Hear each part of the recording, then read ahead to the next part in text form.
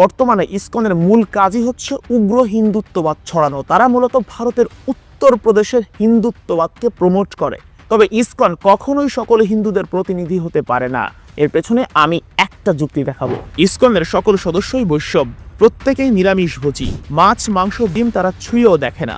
অথচ বাঙালি হিন্দুদের কালী পুজোতে এখনো পাঠা বলি দেয়া হয়, আর মাছ মাংস তো হিন্দুদের একেবারে আদি খাবার। তাহলে কিভাবে ইসকন সকল হিন্দুদের রিপ্রেজেন্টেটিভ হয়?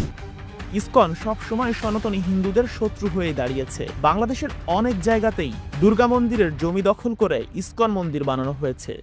11 অক্টোবর 2021 ইনকিলাব পত্রিকার হেডলাইন, ইসকন সনাতন দ্বন্দ্ব চরমে, ঠাকুরগাঁয়ে মন্দিরে 144 ধারা জারি। ঘটনার প্রেক্ষাপট শুনলে আপনি আঁতকে উঠবেন। ঠাকুরগাঁয়ে শ্রী শ্রী রসিক রায় জিউ মন্দিরে জমির দখল নিয়ে হিন্দু ধর্মের সনাতন ও ইসকন অনুসারীদের মধ্যে দীর্ঘদিন ধরেই বিরোধ চলে আসছিল।